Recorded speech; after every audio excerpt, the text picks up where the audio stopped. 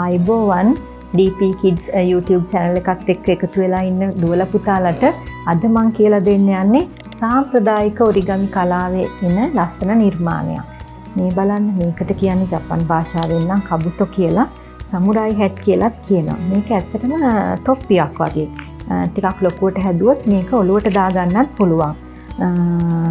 ජපානයේ සමුරායිවරු ගැන අහලා තියෙනවනේ. මේ සමුරායිවරු ඇත්තටම ඒ කාලේ පැලඳගෙන හිටියා වගේ ඒ හැඩේ තියෙන තොප්පියක් තමයි මේ තියෙන්නේ. අපි ඒක කොහොමද හදන්නේ කියලා බලමු. හරි. මම ඒකට පාට දෙකක් තියෙන කොලයක් ගත්තා. මොකද මේකේ ඒකේ රටාව තියෙන පැත්තේ තෙනවා අනිත් පැත්තේ තියෙන පාටත් පේන හින්දා. දුවලා පුතාලා ප්‍රශ්නයක් නැහැ. තියෙන කොලයකින් හදලා බලන්න. ටිකක් ලොකු පත්තර කොලයක් අරගෙන ටිකක් ලොකුවට හැදුවොත් ඔයාලට මේක ඔළුවේ දාගෙන සෙල්ලම් කරන්නත් පුළුවන්. අපි දැන් බලමු මේ කොහොමද හදන්නේ කියලා. අපි මේ කොලේ ත්‍රිකෝණයක් එන විදිහට මෙහෙම දෙකට නමනවා.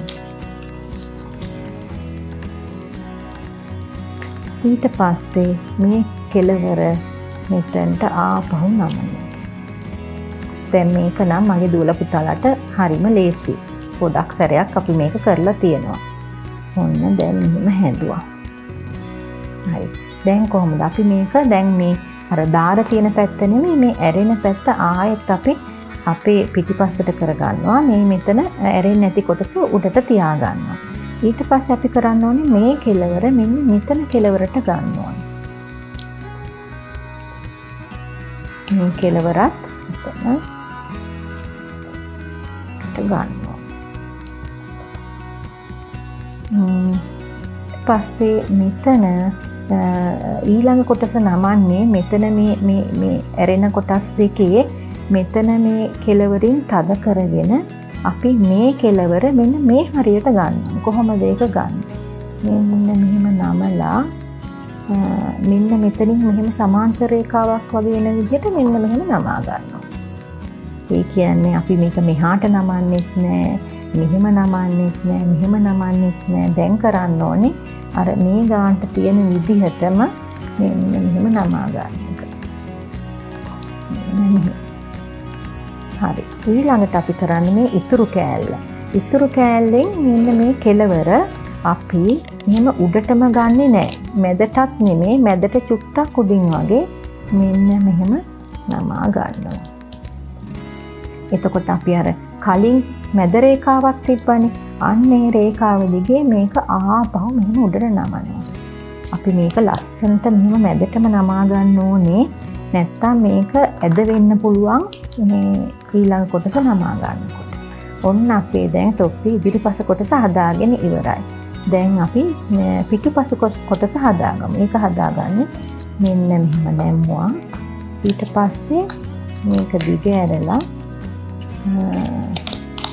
මෙන්න මේ විදිහට මේක ඇතුළට නමා ගන්න පුළුවන්. මෙන්න මෙහෙම කිසිම කොටසක් එළියට එන්නේ නැති වෙන්නේ ත්‍රිකෝණයක හැඩයක් එන්නේ මේක මෙන්න තියෙනවා. මෙන්න බලන්න. අපේ සමුරායි හැට් එක හදාගෙන ඉවරයි අපි. ඇත්තටම මේකත් මම අර කිව්වා වගේ ජපානයේ නම් ළමයි මේ වගේ පත්තර කොළ වලින් තොප්පි හදාගෙන සමුරායිවරු වගේ සෙල්ලමක් කරනවා, සටන් කරනවා, ක්‍රීඩා කරනවා. අපිට පුළුවන් මේක මෙන්න මේ වගේ හැඩයක් තියෙන හින්දා ඇත්තටම මේ වගේ පොතක මෙන්න මෙහෙම කෝණ බුක්මාර්ක් එකක් විදිහට යොදා ගන්නත් පුළුවන්. හරිම ලස්සනයි නේද? අපි කලින් ඉගෙන ගත්තනේ ඒක කෝණ බුක්මාර්ක් එකක් හදන විදිය. මේකත් තව ඒ වගේ වෙනස් විදිහ ලස්සන රටාවක් තියෙන බුක්මාර්ක් එකක් විදිහට පාවිච්චි කරන්න පුළුවන්. මේ වගේ නිර්මාණ ගොඩක් තියෙනවා අපිට තව හදන්න. කොළ ලෑස්ති කරගෙන අම්මයි තාත්තයිත් එක්කම පුළුවන් නම් අපේ YouTube channel එකත් එක්ක එකතු වෙන්න. තව ලස්සන නිර්මාණ හදමු. අපිව subscribe කරන්න, like කරන්න, DPKIDS එක දිගටම රැඳිලා එන්න. ආයිබෝවන්.